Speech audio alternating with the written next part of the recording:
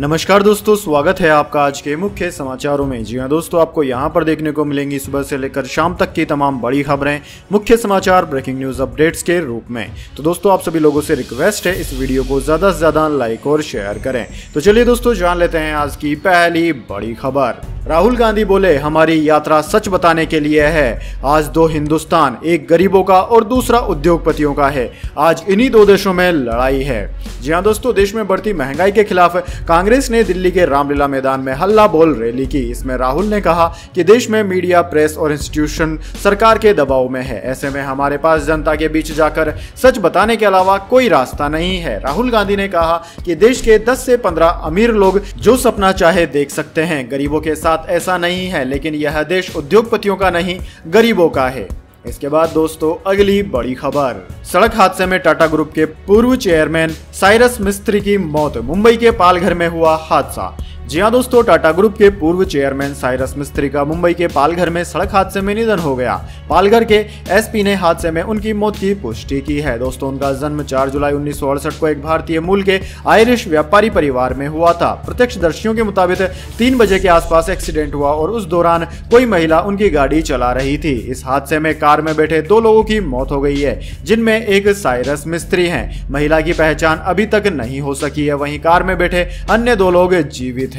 दोस्तों, प्रत्यक्षदर्शियों के मुताबिक नदी के पहले पुल पर एक डिवाइडर था। कार काफी तेज रफ्तार में थी और अचानक वह अनियंत्रित होकर डिवाइडर से टकरा गई और कार में बैठे साइरस की मौत हो गई। इस साल की शुरुआत में ही उनके पिता पोलोनजी मिस्त्री का निधन हुआ था। इसके बाद दोस्तों, अगली बड़ी खबर। लौट के गोटाबाया घर को आए। थाईलैंड से श्रीलंका पहुंचे पूर्व राष्ट्रपति गोटाबाया राजपक्षे। जी हां दोस्तों, श्रीलंका से भागने के करीब 2 महीने बाद इसके पूर्व राष्ट्रपति गोटाबाया राजपक्षे शुक्रवार को थाईलैंड से स्वदेश लौट आए हैं। श्रीलंका में अभूतपूर्व आर्थिक संकट के बीच अपने इस्तीफे की मांग को लेकर महीनों से जारी विरोध प्रदर्शनों के 9 जुलाई को हिंसक रूप इख्तियार करने के बाद गोटाबाया राजपक्षे 13 जुलाई को देश छोड़कर भाग गए थे। उस समय प्रदर्शनकारियों ने कोलंबो में राष्ट्रपति आवास सहित कई अन्य सरकारी इमारतों पर धावा बोल दिया था। गोटाबाया राजपक्षे भारी सुरक्षा बंदोबस्त के बीच यहां भंडार नाइके अंतरराष्ट्रीय हवाई अड्डे पर पहुंचे। दोस्तों, कई मंत्रियों एवं सत्तारूढ़ श्रीलंका पोंदू जाना पेरामुना के सांसदों ने उनकी अगवानी की। इसके बाद दोस्तों, अगली बड़ी खबर। गृह मंत्री अमित शाह ने चुनावी वादे को लेकर आम आदमी पार्टी को घेरा। कांग्रेस पर भी साधा निशाना। जी हां दोस्तों, केंद्रीय गृह मंत्री अमित शाह ने आम आदमी पार्टी और उनके नेता अरविंद केजरीवाल पर परोक्ष रूप से निशाना साधते हुए रविवार को कहा कि कुछ ऐसे लोग हैं जो चुनाव से 5 महीने पहले मैदान में उतरते हैं और कई वादे करते हैं। अमित शाह ने अहमदाबाद शहर में 4 स्मार्ट स्कूल के उद्घाटन के लिए आयोजित एक समारोह में प्राथमिक सार्वजनिक शिक्षा के गुजरात मॉडल की प्रशंसा की और कहा कि अगर किसी राज्य को शिक्षा संबंधी किसी मॉडल के बारे में सीखना है तो उसे गुजरात आना चाहिए। उन्होंने गुजरात में पूर्ववर्ती कांग्रेस सरकारों को राज्य में प्राथमिक शिक्षा को खराब स्थिति में छोड़ने के लिए जिम्मेदार ठहराया। गृह मंत्री ने कहा कि कांग्रेस शासन के दौरान छात्रों के स्कूली शिक्षा बीच में छोड़ने का अनुपात 37% था और 100 में से केवल 67 बच्चे ही स्कूल में दाखिला लेते थे। अमित शाह ने कहा कि राज्य का मुख्यमंत्री बनने के बाद नरेंद्र मोदी ने विद्यालयों में पंजीकरण अनुपात को 100% तक बढ़ाने के लिए कन्या, केलवड़ी और गुणोत्सव जैसी पहल की और वह छात्रों के स्कूली पढ़ाई बीच में छोड़ने के अनुपात को लगभग 0 पर ले आए। प्रधानमंत्री नरेंद्र मोदी 2001 से 2014 तक गुजरात के मुख्यमंत्री रहे थे। इसके बाद दोस्तों, अगली बड़ी खबर।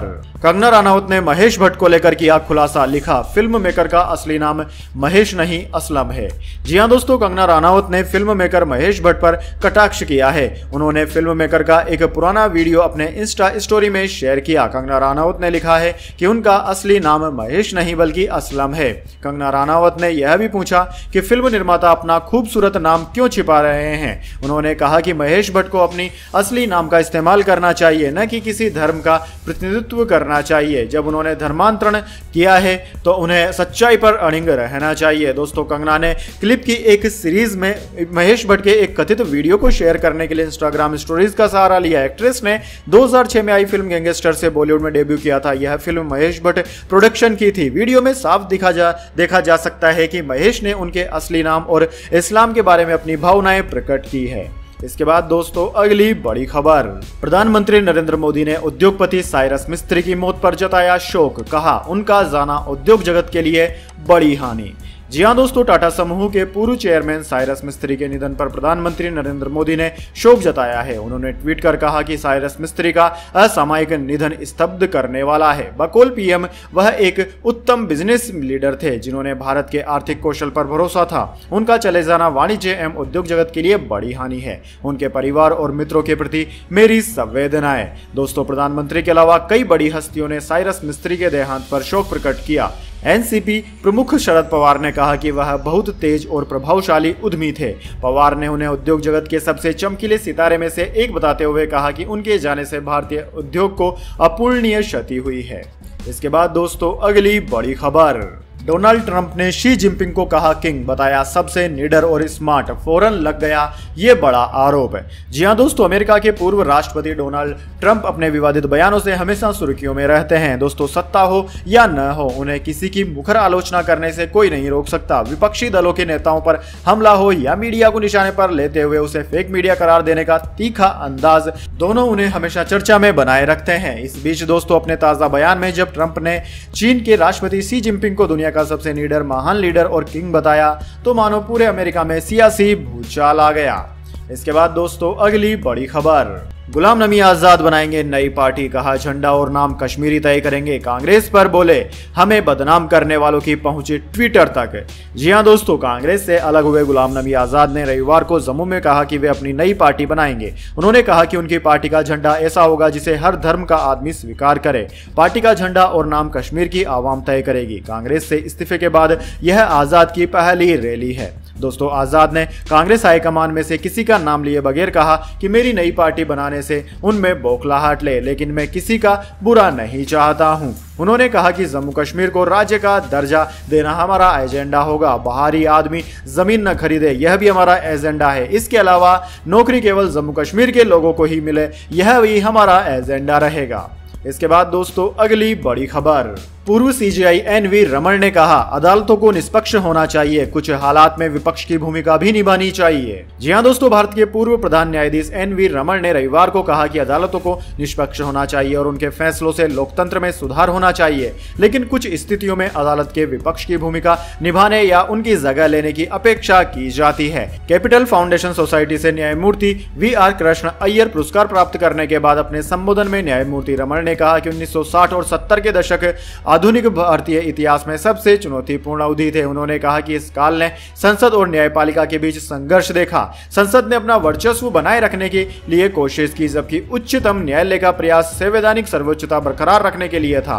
पूर्व सीजेआई ने कहा कि अदालतों ने यह सुनिश्चित करने में महत्वपूर्ण भूमिका निभाई है कि संवैधानिक अधिकारों ने अपना अर्थ नहीं खोया है। इसके बाद दोस्तों, अगली बड़ी खबर।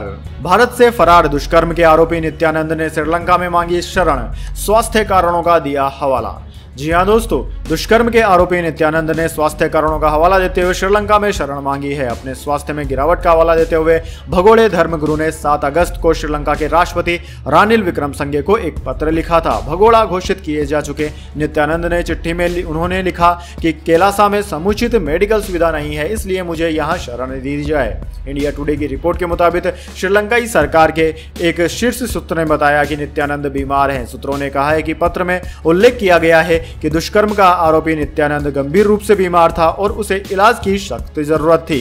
इंडिया टुडे ने अगस्त 2022 में श्रीलंका के राष्ट्रपति रानिल विक्रमसिंघे को लिखे गए पत्र को एक्सेस किया है।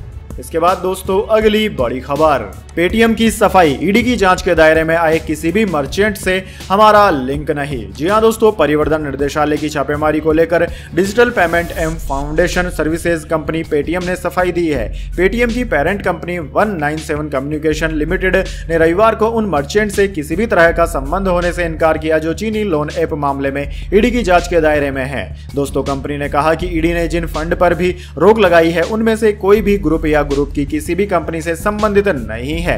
पेटीएम ने रेगुलेटरी फाइलिंग में कहा कि कुछ मर्चेंट के खिलाफ जारी जांच के सिलसिले में ईडी ने उन मर्चेंट से जुड़ी जानकारियां मांगी थी जिन्हें हम पेमेंट प्रोसेसिंग सॉल्यूशन देते हैं। हम यह स्पष्ट कर देना चाहते हैं कि यह मर्चेंट इंडिपेंडेंट एंटिटीज हैं और इनमें से कोई भी हमारे ग्रुप की एंटिटीज नहीं है।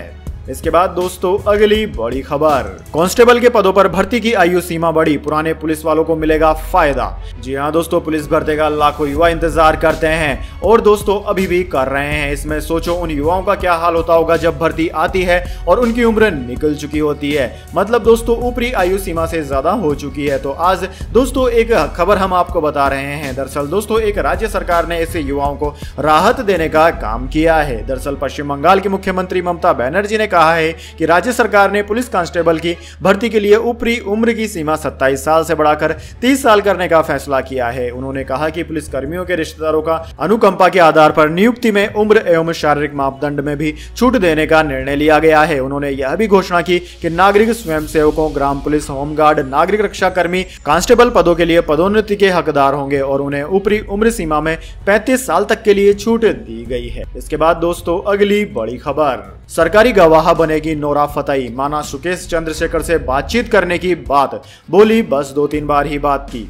जी हाँ दोस्तों, फिल्म अभिनेत्री नोरा फतेही ने पूछताछ में स्वीकार किया है कि उसकी सुकेश चंद्रशेखर से बात लीना मारियापोल के जरिए हुई थी। उसने पूछताछ में यह भी खुलासा किया है कि सुकेश से उसकी 2 से 3 बार ही बात हुई थी, इसमें ज्यादा बात नहीं हुई। शुरुआत में वह सुकेश को नहीं जानती थी, बाद में जब मामले का खुलासा हुआ तो उसे पता लगा कि सुकेश चंद्रशेखर कौन है। दिल्ली पुलिस की आर्थिक अपराध शाखा के अधिकारियों का कहना है कि EODW फिल्म अभिनेत्री को गवाह बनाएगी। नोरा फतेही ने सुकेश चंद्रशेखर से मिली BMW कार को कोरोना काल में सस्ते में बेच दिया था। नोरा के मैनेजर एवं अन्य रिश्तेदार से भी पूछताछ की जाएगी। इसके बाद दोस्तों अगली बड़ी खबर, नाबालिग से दुष्कर्म और हत्या पर सीएम के विवादित बोल, झारखंड के मुख्यमंत्री बोले दुमका जैसी घटनाएं होती रहती है, यह बोलकर नहीं आती। जी हां दोस्तों, झारखंड के मुख्यमंत्री हेमंत सोरेन ने दुमका जिले में एक नाबालिग की दुष्कर्म के बाद हत्या पर विवादित टिप्पणी की है। सोरेन ने रविवार को मीडिया से बातचीत करते हुए कहा कि ऐसी घटनाएं बोलकर नहीं आती, घटनाएं तो होती रहती है, इनको किस तरह से लिया जाए। सीएम ने कहा कि इस मामले में मेरी जो भी सोच थी उससे आप लोगों को पहले ही अवगत करा दिया गया है। इससे पहले सीएम ने अपने फेसबुक पेज पर इस घटना के बाद लिखा था कि दुमका की घटना से वो दुखी हैं। इस मामले में आरोपी को गिरफ्तार कर लिया गया है। उन्होंने दुमका पुलिस को न्याय सुनिश्चित करने के लिए सख्त कानूनी कदम उठाने के निर्देश दिए। उन्होंने कहा कि ऐसी घटनाएं क्या बीजेपी शासित राज्यों में नहीं होती है। इसके बाद दोस्तों अगली बड़ी खबर, केरल की पूर्व स्वास्थ्य मंत्री के शैलजा ने रेमन मैग्सेसे पुरस्कार लेने से किया इनकार, कहा मुझे कोई दिलचस्पी नहीं। जी हां दोस्तों, मार्क्सवादी कम्युनिस्ट पार्टी के वरिष्ठ नेता के शैलजा ने रेमन मैग्सेसे पुरस्कार लेने से इनकार कर दिया क्योंकि फिलीपीन के दिवंगत राष्ट्रपति कम्युनिस्टों के खिलाफ कथित क्रूरता के लिए जाने जाते थे। माकपा की केंद्रीय समिति की सदस्य शैलजा ने पार्टी के राष्ट्रीय नेतृत्व के सलाह मशविरा करने के बाद यह फैसला किया। शैलजा ने केरल में संवाददाताओं से कहा कि उन्होंने इस पुरस्कार को अस्वीकार कर दिया क्योंकि उन्हें व्यक्तिगत तौर पर इसे प्राप्त करने में कोई दिलचस्पी नहीं है। वहीं माकपा महासचिव सीताराम येचुरी ने कहा कि यह पुरस्कार रेमन मैग्सेसे के नाम पर है, जिनका फिलीपीन में कम्युनिस्टों को कथित तौर पर कुचलने का इतिहास रहा है। इसके बाद दोस्तों जाने अगली बड़ी खबर, लेकिन उससे पहले मेरी आपसे एक छोटी सी रिक्वेस्ट है, अगर दोस्तों आपको अभी तक हमारी न्यूज़ पसंद आई है तो इसे एक छोटा सा लाइक जरूर दे दीजिए, और अगर दोस्तों आपको पसंद नहीं आई है तो बेशक आप डिसलाइक भी कर सकते हैं, लेकिन दोस्तों लाइक और डिसलाइक जरूर कीजिए क्योंकि दोस्तों यही हमारी मेहनत का फल होता है और इसी से हमें पता चलता है कि आपको हमारी वीडियोज पसंद आ रही है या नहीं। तो चलिए दोस्तों जान लेते हैं आज की अगली बड़ी खबर। धोनी करेंगे सीएसके की कप्तानी, पिछले सीजन में सुपर किंग्स ने 2 बार कप्तान बदले थे, अब सीईओ बोले माही ही संभालेंगे कमान। जी हां दोस्तों, इंडियन प्रीमियर लीग यानी कि आईपीएल के अगले सीजन में चेन्नई सुपर किंग्स की कप्तानी महेंद्र सिंह धोनी ही करेंगे। फ्रेंचाइजी के सीईओ काशी विश्वनाथ ने इस बात की पुष्टि की है। पिछले सीजन में सीएसके ने 2 बार कप्तान बदले थे। पहले धोनी ने खुद कप्तानी छोड़ने का फैसला लिया था और फिर रविंद्र जडेजा को कप्तान बनाया गया था। खराब प्रदर्शन के चलते जडेजा ने कप्तानी छोड़ दी थी और आखिरी मैचों में धोनी ने जिम्मा संभाला था। दोस्तों कहा जा रहा था कि चेन्नई अगले सीजन में नए कप्तान के साथ उतरेगी, लेकिन सीईओ ने खुद बयान देकर इन चर्चाओं पर विराम लगा दिया। विश्वनाथ ने कहा कि महेंद्र सिंह धोनी ही अगले आईपीएल सीजन में चेन्नई टीम के कप्तान होंगे। दोस्तों आपकी जानकारी के लिए बता दें, धोनी आईपीएल की शुरुआत से ही सीएसके के कप्तान हैं। उन्होंने टीम को 4 बार खिताब जिताए हैं। इसके बाद दोस्तों अगली बड़ी खबर, पूर्व राज्यपाल अजीज कुरैशी ने सोनिया गांधी को लिखी चिट्ठी, कहा चापलूसों को बाहर करो, मचा बवाल। जी हां दोस्तों, पूर्व राज्यपाल अजीज कुरैशी की चिट्ठी से सियासी बवाल मच गया है। इस चिट्ठी में उन्होंने सोनिया गांधी को कहा है कि कांग्रेस के दरबारियों को बाहर करे, वरना मैं प्रदेश कांग्रेस कार्यालय से बाहर धरना दूंगा, आमरण अनशन करूंगा। उन्होंने सोनिया गांधी से कांग्रेस में दरबारियों और चाटुकारों को पद नहीं देने की अपील भी की। चिट्ठी में पूर्व केंद्रीय मंत्री गुलाम नबी आजाद द्वारा राहुल गांधी के खिलाफ दिए गए बयान और कांग्रेस छोड़ने के निर्णय की कड़ी आलोचना की गई। कुरैशी ने इन घटनाओं को खेदजनक, चिंताजनक और दुर्भाग्यपूर्ण बताया है। उन्होंने चिट्ठी में लिखा कि कांग्रेस ने जिन्हें सब कुछ दिया, जो लोग 50 साल तक हर सुविधा, लाभ, सम्मान प्राप्त करते रहे, उन्हें ऐसा निर्णय लेते हुए चुल्लू भर पानी में डूब मर जाना चाहिए था। कांग्रेस एक आंदोलन, एक क्रांति, एक विचार, एक संघर्ष, एक बलिदान, एक तपस्या, एक कुर्बानी, एक जज्बा, सेवा और मानवता का संरक्षण करने वाली संस्था का नाम है। इस पर अवसरवादियों के आने जाने से कोई फर्क नहीं पड़ता। इसके बाद दोस्तों अगली बड़ी खबर, INS विक्रांत से 45% बड़ा युद्धपोत बना रहा भारत। 65,000 टन वाले INS विशाल पर तैनात हो सकेंगे 55 फाइटर प्लेन। जी हां दोस्तों, INS विक्रांत के नेवी को मिलने के बाद अब भारत के तीसरे एयरक्राफ्ट कैरियर INS विशाल की चर्चा शुरू हो गई है। 2 सितंबर को देश में बना युद्धपोत INS विक्रांत नेवी में शामिल हो गया है, लेकिन हिंद महासागर में चीन की नेवी के बढ़ते दखल से निपटने के लिए देश के लिए तीसरे एयरक्राफ्ट की भी जरूरत बहुत बढ़ गई है। दोस्तों, INS विशाल भारत का तीसरा एयरक्राफ्ट कैरियर है। विशाल शब्द का संस्कृत में मतलब भव्य होता है। यह INS विक्रांत के बाद भारत में बना दूसरा एयरक्राफ्ट कैरियर होगा। दोस्तों, विक्रांत की तरह विशाल को भी इंडियन नेवी के कोचिन शिपयार्ड लिमिटेड में बनाने की योजना है। इसके बाद दोस्तों अगली बड़ी खबर, यहां नहीं रहने देंगे, अपने देश लौट जाओ, पोलैंड में भारतीय के खिलाफ नस्लीय हमले। जी हां दोस्तों, सोशल मीडिया पर एक वीडियो सामने आया है जिसमें एक अमेरिकी नागरिक पोलैंड में एक भारतीय के साथ नस्लीय दुर्व्यवहार करता दिखाई दे रहा है। अमेरिकी नागरिक भारतीय को भारत लौटने की सलाह देता है। इस दौरान वो वीडियो भी शूट करता है, लेकिन इसमें अपना चेहरा नहीं दिखा था। दोस्तों, वीडियो सामने आने के बाद लोग इस शख्स पर कार्यवाही की मांग कर रहे हैं। जानकारी के मुताबिक ये वीडियो पोलैंड के किस शहर का है यह अभी स्पष्ट नहीं हुआ है, लेकिन कुछ सोशल मीडिया यूजर्स इसे वार्सा शहर का बता रहे हैं। वीडियो में शख्स खुद को अमेरिकी बताते हुए बार बार भारतीय नागरिकों को देश वापस लौटने को कहता है। वो कहता है कि आप मेहनत से बचने के लिए हम व्हाइट लोगों की जमीन पर क्यों आ रहे हो, आप अपने देश में क्यों नहीं रहते, आप दूसरों पर डिपेंडेंट क्यों हो। इसके बाद दोस्तों अगली बड़ी खबर, महविश हयात ने पाकिस्तान में आई बाढ़ पर बॉलीवुड की चुप्पी पर उठाए सवाल, बोली हम तकलीफ में हैं। जी हां दोस्तों, पाकिस्तान को विनाशकारी बाढ़ की वजह से बड़े पैमाने पर जान और माल का नुकसान हो रहा है। लाखों लोग अब भी प्राकृतिक आपदा से पीड़ित हैं। पाकिस्तानी एक्ट्रेस महविश हयात ने पाकिस्तान की तबाही पर बॉलीवुड की चिप्पी पर सवाल उठाए हैं और उनके समर्थन की भी कमी की वजह से निराशा जाहिर की है। महविश ने पाकिस्तान में आई विनाशकारी बाढ़ पर बॉलीवुड की चुप्पी पर अपनी बात कही। उन्होंने पोस्ट में स्वीकार करते हुए लिखा कि बॉलीवुड बिरादरी की चुप्पी खराब है। पीड़ित कोई राष्ट्रीयता, जाति या धर्म नहीं जानता। उनके लिए यह दिखाने का सबसे बेहतरीन समय यही है कि वे राष्ट्रवादी राजनीति से ऊपर उठ सकते हैं और पाकिस्तान में अपने प्रशंसकों की परवाह कर सकते हैं। हमें दुख हो रहा है और संवेदना में 1 या 2 शब्द कहना गलत नहीं होगा। इसके बाद दोस्तों अगली बड़ी खबर, शिक्षक दिवस पर 46 शिक्षकों को नेशनल अवार्ड मिलेगा। राष्ट्रपति मुर्मू देंगी, प्रधानमंत्री मोदी करेंगे बातचीत।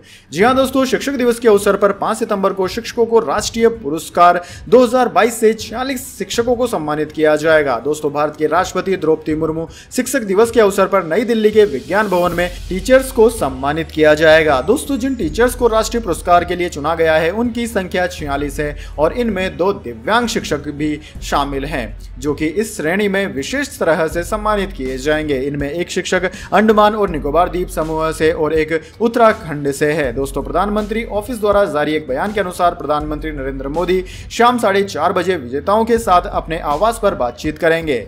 सम्मान समारोह कार्यक्रम का सीधा प्रसारण दूरदर्शन और स्वयं प्रभा चैनलों पर किया जाएगा। इसके बाद दोस्तों अगली बड़ी खबर, हाईकोर्ट ने कहा कोरोना वैक्सीनेशन के बाद जान गंवाने वालों की पहचान एवं मुआवजे की नीति बनाई जाए। जी हां दोस्तों, केरल उच्च न्यायालय ने राष्ट्रीय आपदा प्रबंधन प्राधिकरण को कोविड-19 टीकाकरण के बाद के प्रभाव के चलते जान गंवाने वालों की पहचान करने तथा उनके आश्रितों को मुआवजा देने के लिए शीघ्र नीति बनाने का निर्देश दिया है। न्यायमूर्ति VG अरुण ने NDMA को यथाशीघ्र जरूरी कदम उठाने का निर्देश दिया है और कहा है कि यह काम 1 सितंबर की तिथि वाले उसके आदेश के 3 महीने के अंदर हो जाना चाहिए। दोस्तों, न्यायमूर्ति अरुण ने कहा कि उनके सामने 3 ऐसे मामले सामने आए हैं जिनमें दावा किया जा रहा है कि जिस व्यक्ति ने कोविड-19 टीका लगवाया उसकी बाद में मौत हो गई। अदालत ने कहा कि इसलिए भले ही उनकी संख्या बहुत कम हो, लेकिन ऐसी घटनाएं हैं जहां संदेह है कि टीकाकरण के बाद के प्रभाव के चलते लोगों ने दम तोड़ दिया। ऐसी स्थिति में प्रतिवादी नंबर 2 और 8 ऐसे मामलों की पहचान करने तथा मृतकों के आश्रितों को मुआवजा देने के दायित्व से बंधे हैं। तो दोस्तों, यह थी आज की तमाम बड़ी खबरें। इसके बाद दोस्तों बारी आती है आज के माइंड क्विज क्वेश्चन की। जी हाँ दोस्तों, एक आसान से सवाल का जवाब देकर आप जीत सकते हैं एक अमेजिंग सरप्राइज गिफ्ट हमारे यूट्यूब चैनल की ओर से। तो दोस्तों, आज का सवाल आपकी स्क्रीन पर आ चुका है। भारत की आर्थिक राजधानी किस शहर को माना जाता है? जी हाँ दोस्तों, अगर आप जानते हैं भारत की आर्थिक राजधानी किसे कहा जाता है तो जल्दी से उस शहर का नाम कमेंट बॉक्स में लिख दीजिए। अगर दोस्तों आपका जवाब होता है एकदम सही और आप चुने जाते हैं लकी विजेता के रूप में, तो आपको मिल सकता है एक अमेजिंग सरप्राइज गिफ्ट हमारे यूट्यूब चैनल की ओर से। तो दोस्तों, जल्दी से अपना उत्तर कमेंट बॉक्स में लिख दीजिए, वीडियो को लाइक कर लीजिए और चैनल को सब्सक्राइब करके बेल आइकन भी दबा लीजिए। धन्यवाद। वंदे मातरम। जय हिंद, जय भारत।